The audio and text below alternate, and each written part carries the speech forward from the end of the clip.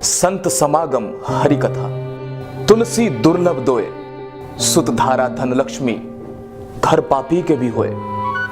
संत मिलन को चालिए, तज माया अभिमान, जो जो पग आगे बढ़े, कोटन यज्ञ समान। भारतीय संस्कृति में संत के समागम और हरि कथा को दुर्लभ माना गया है।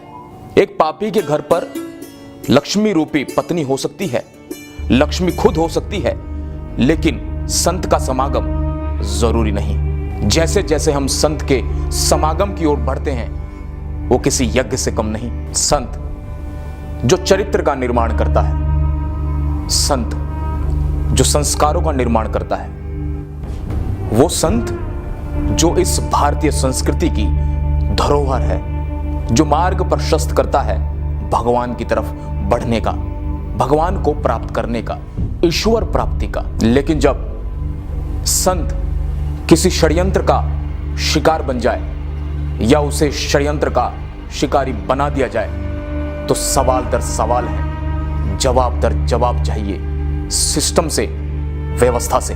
कुछ ऐसे सवाल जिनका जवाब आज हम आपके सामने ला रहे हैं। आखिर करोथा कांड का सच क्या है?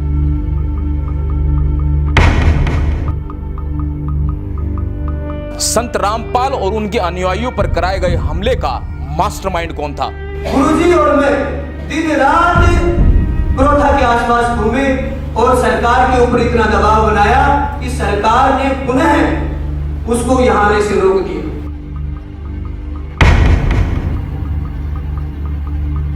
सतलोक आश्रम पर हमला होता रहा और पुलिस क्यों सिर्फ देखती रही?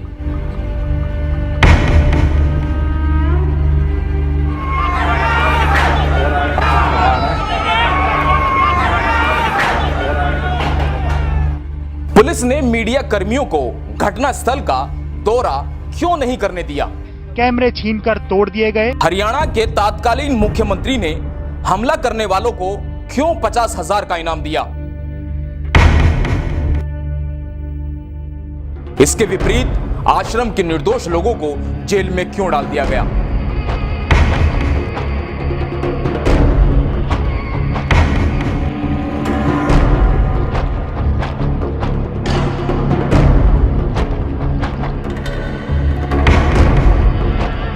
आखिर कौन है संत रामपाल? क्या है उनका उद्देश्य? सबसे पहले मैं आपको उनके जीवन से परिचय कराता हूं।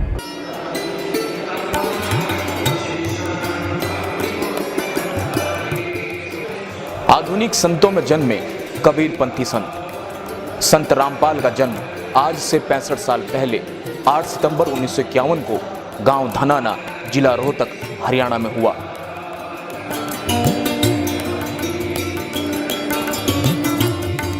सन 1988 में आत्म साक्षात्कार पाने के बाद अपने परम पूज्य गुरु स्वामी रामदेवानंद से दीक्षा लेकर और भक्ति के मार्ग पर चलकर उन्होंने जन कल्याण के लिए अपना जीवन समर्पित कर दिया। उन्हें सन 1993 को सत्संग और सन 1994 को नामदान करने की अनुमति अपने गुरु से प्राप्त हुई।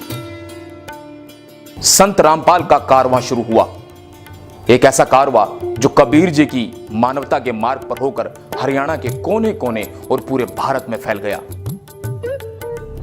इसी के साथ कुछ लोगों को उनका फलना फूलना रास नहीं आया और फिर शुरू हुआ संत रामपाल पर झूठे आरोपों और साजिशों का सिलसिला।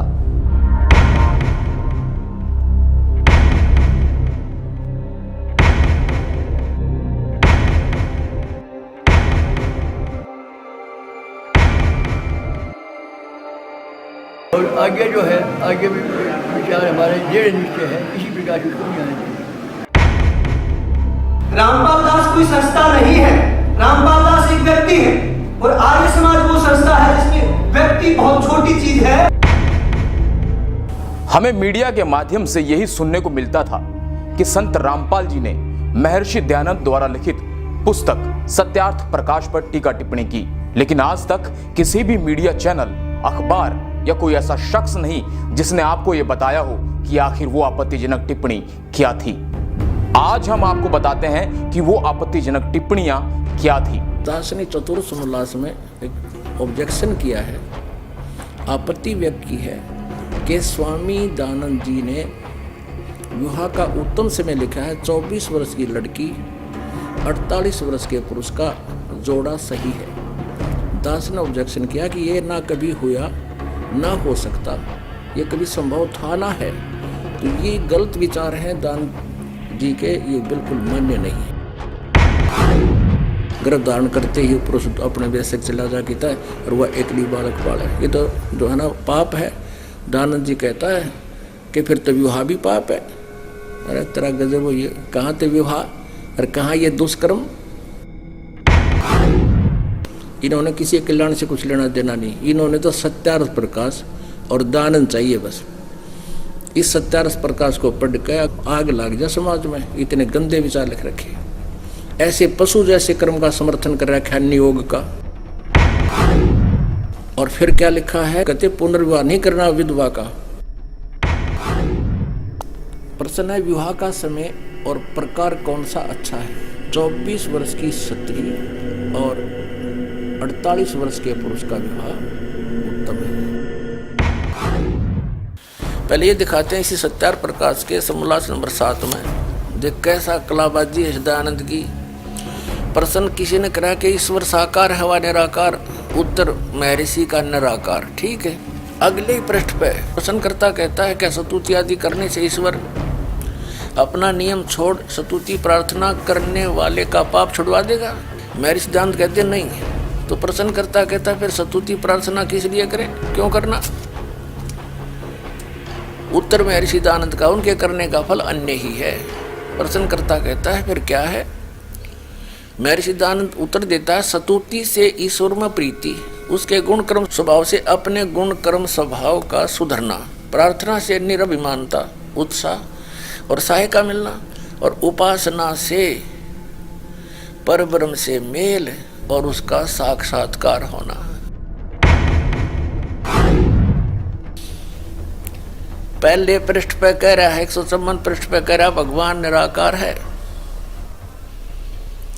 और दूसरे पृष्ठ 155 पृष्ठ पे कह रहा है सामने ही कि उपासना से पाप तक कटे नहीं। उस पापग्रस्त प्राणी का, पापी प्राणी को भगवान का साक्षात्कार हो जाएगा, और साक्षात्कार फिर निराकार का क्या होगा।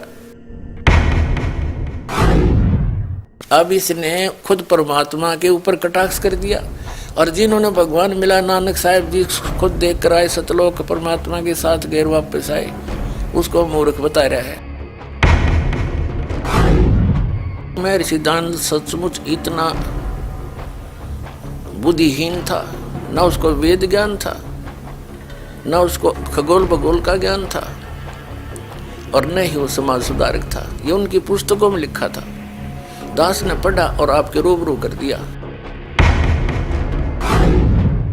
उस भागीरथ पंडित जी ने वहां उनसे प्रश्न किया कि आप हुक्का पीते हो और समाज सुधार का ठेका ले रहे हो, क्या वेदों में हुक्का पीना लिखा है। और महर्षि सिद्धांत कहता है क्या वेदों में हुक्का पीना निषेध है, कहीं दिखा मुझे। अरे वाह मेरे से अपनी बकवाद को आगे डालने के लिए फिर वेद अड़ा दिए। वेदों में कहता, वेदों में न्यू भी इतना लिखा मत पियो न, फिर इसका मतलब तो क्यों ठेका ले रहा समाज सुधार का। कबीर साहब ने पत्थर पूजा आदि का बहुत खंडन किया। महर्षि सिद्धांत कहता है कि कबीर पंडित तो तकियों की पूजा करते हैं, खड़ाओं की पूजा करते हैं, और जोत दीप जलाते हैं, ज्योति यानी हवन, ज्योति भी हवन है घी की, उसकी भी पूजा करते हैं। क्या बोला, पत्थर पूजा से कम नहीं। यानी अपने को विद्वान सिद्ध करने के लिए उस महापुरुष ने जो 400 वर्ष पहले इस दयानंद से वो महान काम किया था, उसको नकारा करके स्वयं महर्षि पाकना चाहा था, भगवान को रिजेक्ट करके। अपने आत्माओं, ऐसे व्यक्ति को होए एक कौड़ी को लाल बनाकर सिर पे रख दिया, हमारे गठड़ी बांध के फिरे थे उठाए। अब इन सब की पालिश तार दूंगा और इनको जैसे थे वैसे दिखा दूंगा कि ये ना तो ऋषि थे ना मैं ऋषि थे, ये केवल अज्ञानी और भांग पाड़ थे। सन 1857 के स्वतंत्रता संग्राम में महर्षि दयानंद का कोई योगदान नहीं था। इसी सत्यार्थ प्रकाश में इसी बात पर कटाक्ष किया है मुसलमान धर्म के ऊपर कि तुम्हारा खुदा क्या मनुष्य की तरह है जो एक स्थान पर रहता है, तो एक स्थान पर रहने वाला भगवान नहीं हो सकता। तो महर्षि दयानंद का जो अनुभव है वो उनके सत्यार्थ प्रकाश नामक पुस्तक में लिपिबद्ध है और वो टोटली वेद विरुद्ध है। तो ये महर्षि कौन से साइड पे था? जब एक भी वेद से ज्ञान नहीं मिलता इसका, और वेदों को सच मानता है। वो सत्यार्थ प्रकाश नहीं, वो सत्यानाश प्रकाश है। कितने जीवों का नाश कर दिया, अज्ञान भर दिया, नास्तिक बना दिए, राक्षस बना दिए। ये स्पष्ट कर दिया महर्षि दयानंद जी ने कि अवश्य वाद विवाद करें पर प्यार से करें। और ये दयानंद के चेले सतलोक आश्रम क्रोथा पे हथियार ले आगे मारने खातिर, ये तो राक्षस हो गए, इंसान है। इस सच्चाई को आज तक मीडिया ने आप तक नहीं पहुंचने दिया। दूसरी ओर आर्य समाज के तथाकथित ठेकेदारों ने सोचा कि कहीं इस बात का समाज को ज्ञान न हो जाए कि सत्यार्थ प्रकाश में ऐसा निराधार बातें लिखी गई है जिससे इस पुस्तक के नाम पर आने वाली कमाई या रुतबा खत्म न हो जाए। इस डर से उन्होंने संत रामपाल व उनके क्रोथा आश्रम को तबाह करने की ठान ली और 10,000 लोगों को इकट्ठा करके सतलोक आश्रम क्रोथा पर हमला बोल दिया।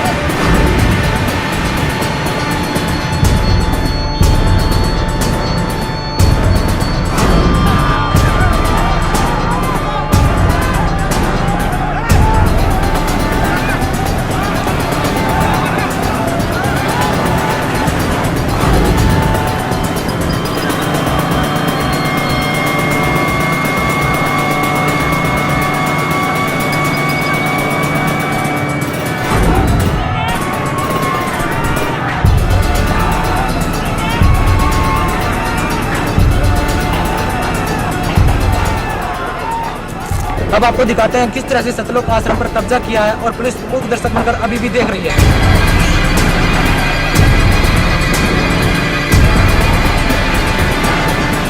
एक आतंकवाद जैसी स्थिति यहाँ पर बन चुकी है।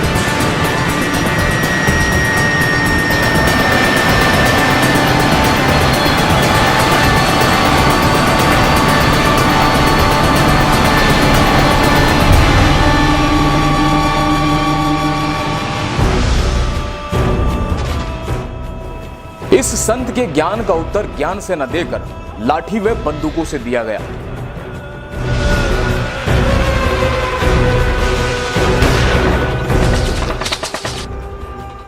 पुलिस की कोशिशों के बाद भी ये आश्रम की दीवारों तक पहुंच गए, जिसमें पुलिस और हमलावरों की मुठभेड़ में एक सोनू नाम के उपद्रवी की मौत हो गई।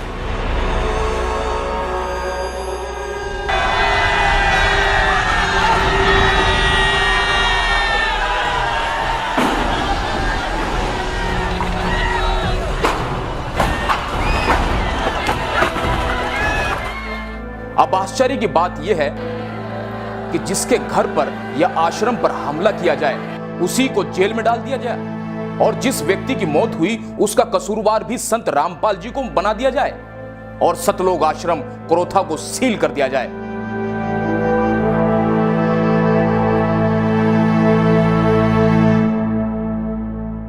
जबकि आश्रम पर हमला करने वाले उपद्रवियों को हरियाणा सरकार द्वारा 50-50 हजार का इनाम दिया गया।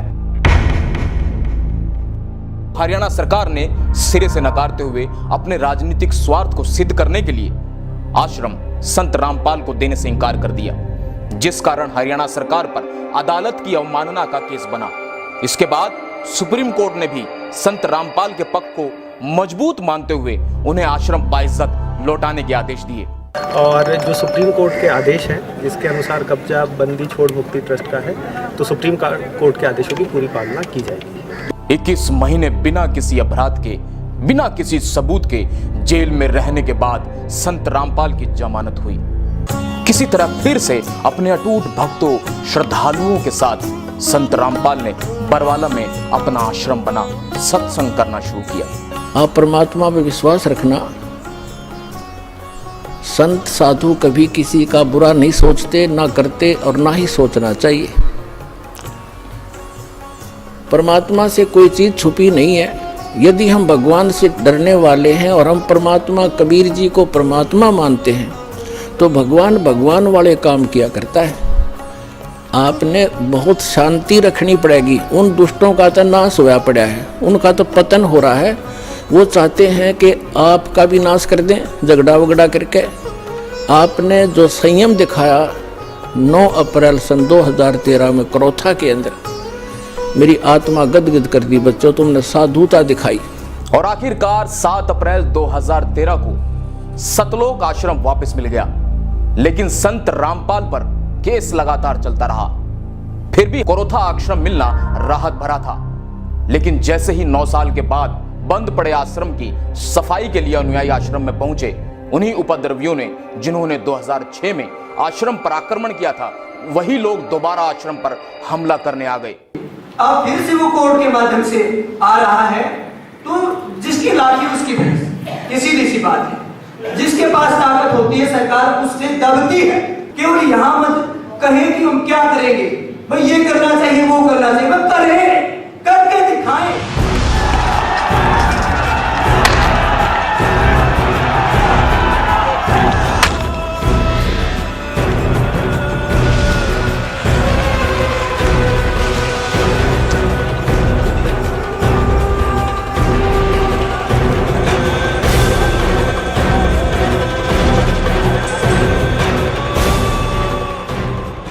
चाहता हूं कि कोई अपने आप को आर्य समाजी कहने लग जाए, इससे वो आर्य समाज के लोग नहीं हो जाते। यदि उनके वाणी और चरित्र में वो बात नहीं है तो मैं उनको आर्य समाजी नहीं मानता। जिस प्रकार की भड़काऊ भाषा बोल रहे हैं, जिस तरह का भड़काऊ काम वो कर रहे हैं, कानून अपने हाथ में लेकर, और सरकार के लिए एक धर्म संकट पैदा कर रहे हैं। सरकार क्या करे? सुप्रीम कोर्ट का आदेश आया तब जाकर के उन्होंने कहा आप ले लीजिए आश्रम। लेकिन जो राज्य सरकार या कोई केंद्र की सरकार यदि ये कहती है कि हम सुप्रीम कोर्ट के आदेश का पालन नहीं करा सकते, उसको सत्ता पर रहने का कोई अधिकार नहीं। आपने संत रामपाल को हमेशा विवादों में घिरा पाया है। विवाद करना और विवादों से घिरना दोनों ही अलग चीजें हैं। आइए आपको समझाते हैं। सबसे पहले प्रश्न उठता है कि आखिर संत रामपाल के साथ विवाद क्यों? तारीख 18 नवंबर 2014 का वो काला दिन जिसने पूरे हिंदुस्तान को ही नहीं विश्व को ये सोचने पर मजबूर कर दिया कि आखिर एक बीमार संत को गिरफ्तार करना इतना जरूरी क्यों हो गया कि 40,000 से ज्यादा जवान उन्हें गिरफ्तार करने पहुंच गए। क्या एक संत को मेडिकल रिपोर्ट देने के बावजूद कुछ दिन की मोहलत नहीं दी जानी चाहिए थी?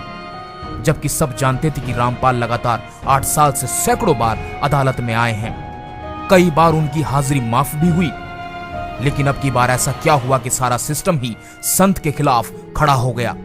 आखिर क्या किया संत रामपाल ने? आखिर क्या किया राष्ट्रीय समाज समिति ने?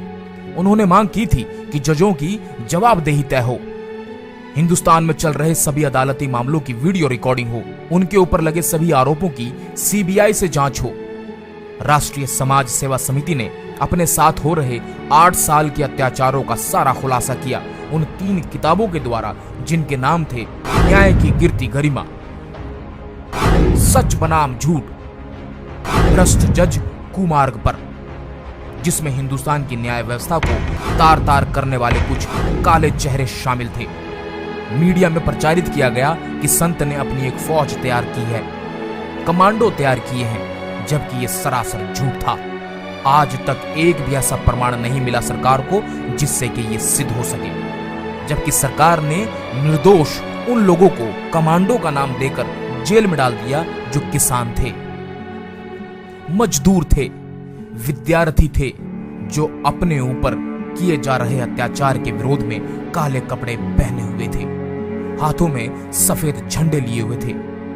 उन निर्दोष लोगों को सरकार ने कमांडो फोर्स का नाम देकर जेल में डाल दिया और अंग्रेजों से भी बदतर सलूक किया। क्या करते थे पहले? किसकी खेती करते हैं? डंडे लिए अपने कपड़े, काले कपड़े पहने, क्या मकसद है इसका? इसका तो कोई मकसद नहीं, इसमें क्या कपड़े तो कैसे भी हो, उसमें कोई वो नहीं इसका। और रही डंडे और झंडे की बात, झंडे तो कोई भी उठा सकता है, इसमें कहीं पे भी जाओगे वहाँ भी झंडे, इसका मतलब वो नहीं है कि जो आप समझ रहे हैं। तो अब हम मुद्दे पर आते हैं। दोस्तों, हम बात कर रहे हैं संत रामपाल की। जी हां, संत रामपाल। आपके मन मस्तिष्क में कुछ ऐसी छवि घूम रही होगी जिसको आपने मीडिया में देखा होगा। दोस्तों, सच मानिए, आपको सच से कोसों दूर रखा गया। आज आपको हर एक सच से हम रूबरू कराएंगे। हमने भ्रष्ट जजों की शिकायत की। क्या इस देश में भ्रष्ट जजों के खिलाफ शिकायत करने का अधिकार नहीं है? और अगर शिकायत के अधिकार को अवमानना में डाला जाता है तो क्या जिनके खिलाफ हमने शिकायत की थी उनके खिलाफ क्या एक्टिविटी की? लेकिन आपका तो... इसका जवाब कौन देगा? सिर्फ एक पक्ष पे कार्रवाई करना दादागिरी है या आदेश? कानून क्या कहता है? न्यायालय को वो करना होगा जो संविधान कहता है। न्यायालय की दादागिरी नहीं चलेगी, न्यायालय को कानून से काम करना पड़ेगा। अगर आप न्यायालय जाके किसी की शिकायत करते हैं तो न्यायालय का कर्तव्य है, संविधान के तहत न्यायालय है, न्यायालय संविधान से ऊपर नहीं है। लेकिन ये मामला जो है वो तो अवमानना का मामला है, वो कोर्ट ने पेश नहीं हुए, वारंट कर दिया, ये तो अवमानना का मामला है ना। इसमें अवमानना का मामला बनाया गया है। अच्छा। और बनाया हुआ मामला मन मर्जी का होता है, वो संविधान के तहत नहीं है। गैर कानूनी काम जज अगर करे तो वो कानून नहीं होता। आपने जज के शब्दों को कानून कैसे मान लिया? अगर एक जज गलत आदेश पारित करता है और दूसरा जज उस आदेश को रद्द करता है, इसका मतलब क्या हुआ कि जो पहले आदेश थे वो गैर कानूनी थे, और गैर कानूनी आदेशों को मानने के लिए हम बाधित नहीं हैं। पहले ये साबित करो कि जिस पक्ष की हमने शिकायत की थी उस पक्ष पर क्या कार्रवाई हुई और क्यों नहीं हुई, और हुई तो क्या हुई, उसके बारे में नहीं कोई सोचता। इतना बड़ा जनसमूह जज के खिलाफ खड़ा है, जज अपनी कुर्सी बचाने के लिए हमारा शोषण करना चाहते हैं, हमें दबाव में डालना चाहते हैं। ऐसे क्यों दबाव में आ जाएंगे हम? क्या हम संविधान नहीं जानते, या संविधान जो जजों की बपोती है वो जो बोलेंगे वो कानून नहीं है? अखबार में और जज में डिफरेंस है। लेकिन बाबा रामपाल पर तो पहले से भी बहुत सारे मुकदमे हैं, तो क्या फर्क पड़ता है? मुकदमा झूठा कोई भी कर सकता है। मैं आपकी शिकायत कर दूं, आप मुझे अपहरण कर रहे हो, मुकदमा हो गया, वो प्रूव होगा तभी तो बात है। आरोपी व्यक्ति को आप मुलजिम नहीं कह सकते, आरोपी हैं। आरोप तो किसी में भी हो सकता है। आरोप का मतलब क्या है?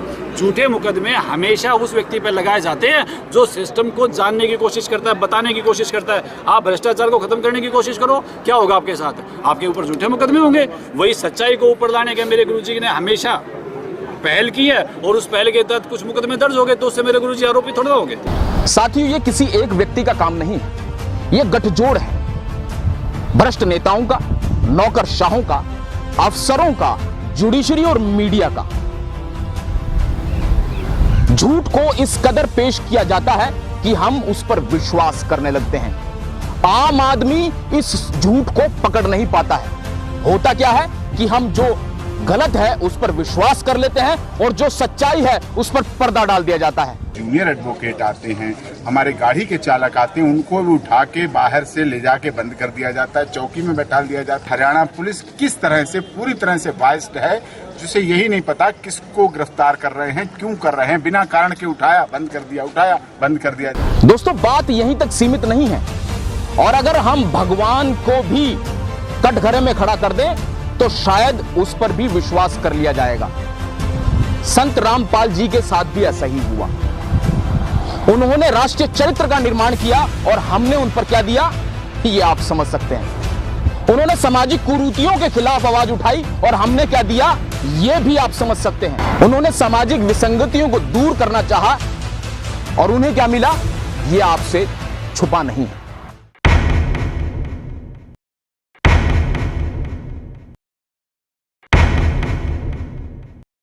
दोस्तों, हम आपको बताएंगे कि किस तरह सच्चाई को दबाया गया और संत रामपाल को बदनाम करने की कोशिश की गई।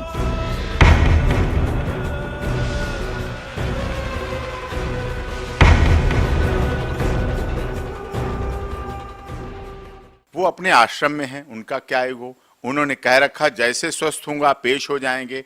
आप बताइए, देश में और भी केस चल रहे हैं, क्या नेताओं के लिए रिलैक्सेशन है कानून में और किसी के लिए नहीं? उनके केसों में इतनी जल्दी जल्दी सुनवाई पड़ी, कभी डेटें पड़ी। ये राजनीतिक षड्यंत्र था। ईगो संत रामपाल दास जी का नहीं, ईगो जुडिशियल सिस्टम और राजनीतिक लोगों का ईगो था। लोकतंत्र का चौथा स्तंभ मीडिया, वो मीडिया जो हम सभी को सच्चाई की राह पर ले जाता है, सच्चे तथ्यों से हम सबको रूबरू कराता है। लेकिन आपको बता दूं उस दिन क्या हुआ।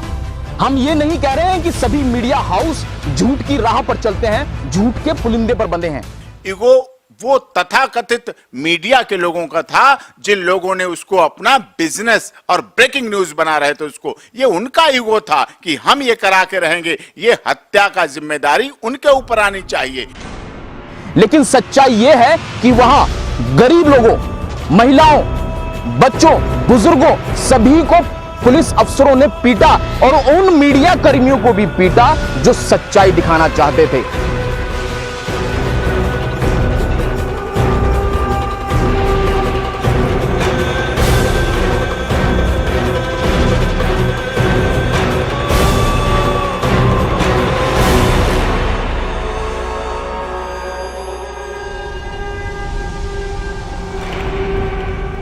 संत रामपाल के अनुयायी चाहते थे कि वह अस्वस्थ हालत में गिरफ्तारी ना दें, लेकिन संत रामपाल को भारतीय कानून और संविधान पर पूरा विश्वास था। तमाम सरकारी और गैर सरकारी डॉक्टरों की जांच रिपोर्ट में यह साबित हो चुका था कि संत रामपाल की तबीयत खराब थी। दरअसल उस दिन संत रामपाल अस्वस्थ थे, स्वास्थ्य ठीक नहीं था। उनके अनुयायी उनसे कहते रहे कि बाबा आप नहीं जाएंगे, लेकिन पुलिस और अनुयायियों को उन्होंने कहा कि मैं अपनी गिरफ्तारी देना चाहूंगा। एकाएक पुलिस बढ़ती चली गई, यहां तक कि सीआरपीएफ ने भी धावा बोल दिया।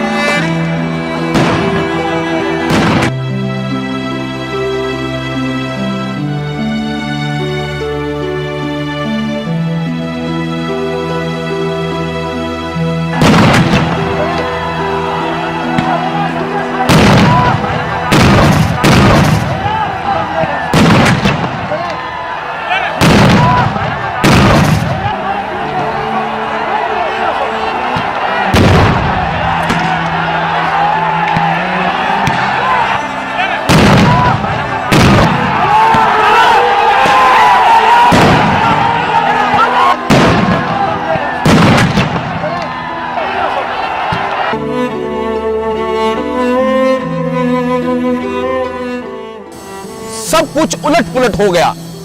बच्चे, बुजुर्ग, यहां तक कि महिलाओं को खींच खींच कर बाहर लाकर मारा गया, पीटा गया।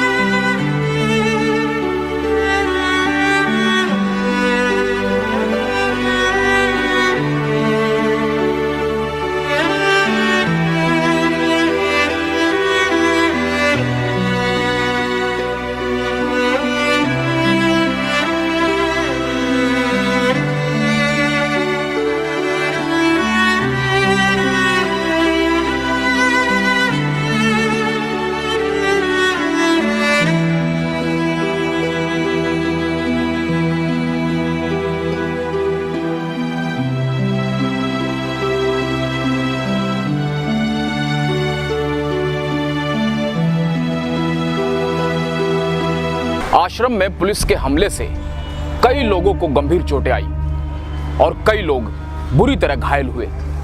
आइए देखते हैं उनका हाल।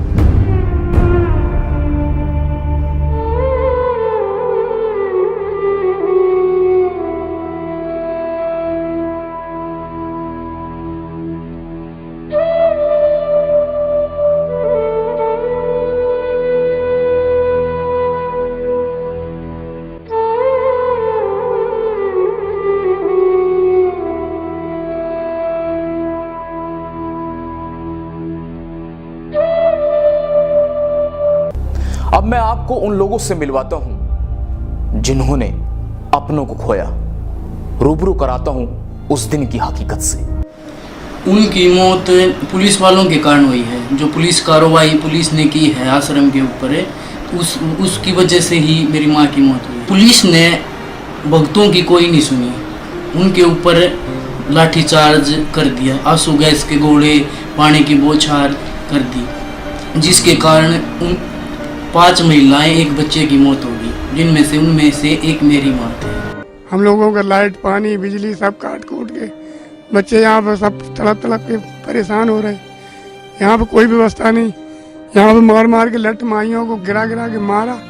उसके बाद भी अब एम्बुलेंस भी नहीं आने दे रहे कि हम कहाँ ट्रीटमेंट करवाऊँ, क्या करवाऊँ, दम तोड़ दिए। पुलिस वाले आए, उन्होंने आंसू गैस के ऐसे जहरीले गोले छोड़े जिससे इनकी मृत्यु हो गई और हमने हाथ पैर जोड़े, बेऐसे मत करो।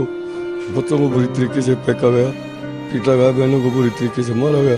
बच्चे, छोटे छोटे बच्चे और ये माइयाँ तड़प रही थी और दम घुट रहे थे उनके हम हाथ जोड़ते रहे, लेकिन उन्होंने कुछ नहीं सुनी हमारी। आखिर कौन है उन 5 निर्दोष बेगुनाह लोगों की मौत का गुनहगार? क्यों उनके साथ इस तरह बदतर व्यवहार किया गया जैसा लोग जानवरों के साथ भी नहीं करते हैं? ऐसा लग रहा था मानो अंग्रेजों की सरकार है, अंग्रेजों का कानून और अंग्रेजों की ही पुलिस। वो नृशंस हत्या ही कही जाएगी। क्यों अब तक भ्रष्ट अफसरों, वकीलों और जजों को कटघरे में खड़ा नहीं किया गया?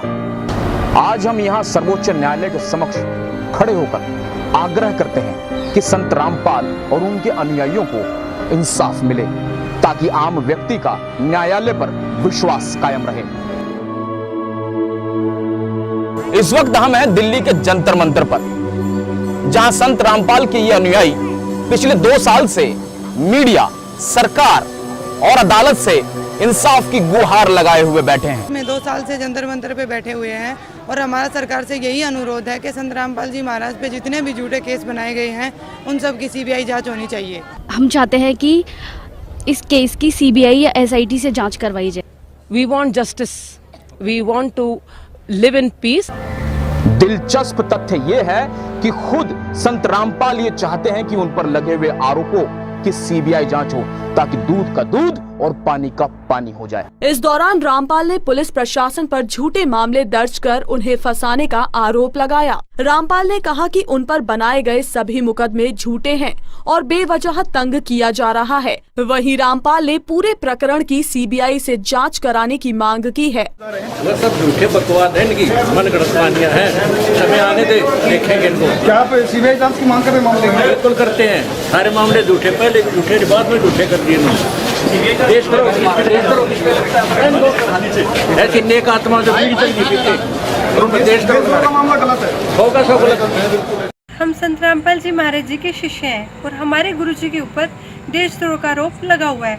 फिर भी हमारे गुरुजी सीबीआई जांच की मांग कर रहे हैं। यदि फिर भी सरकार हमारे गुरुजी की सीबीआई जांच नहीं कराती है तो इससे साफ स्पष्ट है कि सरकार संदेह के घेरे में है और इससे सरकार की कार्यप्रणाली पर प्रश्न चिन्ह उठता है। मैं आपसे जानना चाहता हूं कि आपकी नजर में, संविधान और कानून की नजर में देशद्रोह कौन है और कौन है देशद्रोही? तो मैं आपको बता दूं कि भ्रष्ट नेताओं, जुडिशरी और अफसरों की नजर में देशद्रोही वो है जो सुदूर किसी गांव में रोटी बनाते हुए चूल्हे पर अपने सपनों को स्वाहा कर देती है। देशद्रोही वो है जो धरती का सीना चीर पूरे मुल्क का पेट भरता है। देशद्रोही वो है जो दूर किसी बॉर्डर पर अपना वर्चस्व, अपना सब कुछ देश के नाम पर न्योछावर कर देता है। अगर ये देशद्रोही हैं तो हम भी देशद्रोही हैं। अगर ये देशद्रोही हैं तो आप भी देशद्रोही हैं। और अगर ये देशद्रोही हैं तो बाबा रामपाल जी भी देशद्रोही हैं। तो लटका दीजिए उनको फांसी पर। राजपथ, जहां पर लोकतंत्र का जलसा होता है, ये वो स्थान है जहां से लोकतंत्र का बीजारोपण होता है और पूरे मुल्क को चलाया जाता है, प्रजातंत्र को सुरक्षित किया जाता है। लेकिन जब कोई जरूरतमंद या किसी व्यक्ति पर आरोप लग जाए तो शायद ये लोकतंत्र सुनता नहीं है। हर उस व्यक्ति को जो समाज की कुरीतियों को उजागर करना चाहता है, राष्ट्रीय चरित्र का निर्माण करना चाहता है या सामाजिक उन्मूलन का कार्य करना चाहता है, उसकी आवाज शायद दबा दी जाती है। आखिर में कुछ सवाल हैं मीडिया से, सरकार से और न्यायालयों से कि संत रामपाल और उनके अनुयायियों को जमानत नहीं मिलनी चाहिए। एफआईआर नंबर 426 और 427 रजिस्टर्ड हुई, उसमें देशद्रोह का कोई नाम नहीं था, केवल ये था बंधक बना रखा जो आपने कहा। पुलिस ने उसी से स्टोरी बनाई, लेकिन उस एफआईआर की जो पर्चा कटता है उसमें ही पुलिस लिख रही है धाराएं 121, 122 जो देशद्रोह की धाराएं हैं उस 426 एफआईआर में लिखी जा रही हैं, जबकि 18 तारीख भी नहीं थी उस दिन, ना ये घटना हुई, ना कोई देशद्रोह की बात थी, ना कोई किसी तरह की बात थी, उसमें ही लिख दी। इसका मतलब है पूरा प्लान्ड तरीके से, पूरे तरीके से एक सीक्वेंस में 426, 427, 428, 429, 430 सारी एफआईआर एक सीक्वेंस में काटी गई। सब आपके सामने है। मेरी तरह आपकी आंखें भी भर आई होगी। जुल्म सितम का एक एक लम्हा आपके सामने पूरे सबूत, गवाहों और वीडियो फुटेज के माध्यम से लेकर आए हैं। प्रत्यक्ष को प्रमाण की आवश्यकता नहीं होती। आपने सब अपनी आंखों से देखा और सुना। संत रामपाल और उनके अनुयायियों को एक साजिश के तहत फंसाया गया, यह बात साबित हो गई है। इसमें सरकार की भूमिका पर प्रश्न चिन्ह उठता है। भ्रष्ट जुडिशरी के फैसले से भ्रष्टाचार की बू आती है, क्योंकि संत रामपाल ने भ्रष्ट लोगों के खिलाफ आवाज उठाई, धर्म के नाम पर पाखंड करने वालों को बेनकाब किया, लोगों को शराब, बीड़ी, सिगरेट, मांसाहार से दूर रहने की प्रेरणा दी। भारतीय समाज में व्याप्त सभी बुराइयों और भेदभाव को दूर करने का प्रयास किया। और यही शायद उनका गुनाह है। यही जजों की नजरों में देशद्रोह है। आज भी जेलों में बंद संत रामपाल के अनुयायी बीड़ी सिगरेट को हाथ नहीं लगाते। उनका जेल में व्यवहार और आचरण देख के कोई नहीं कह सकता कि वे देश के द्रोही हैं या अपराधी।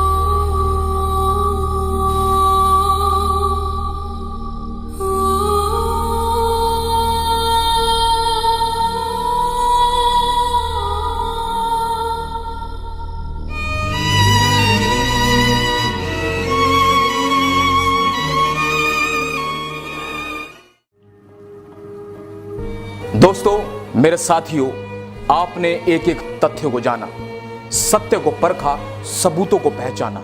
अब सवाल आप पर है कि आप कितने सही और कितने गलत को पहचान पाए हैं।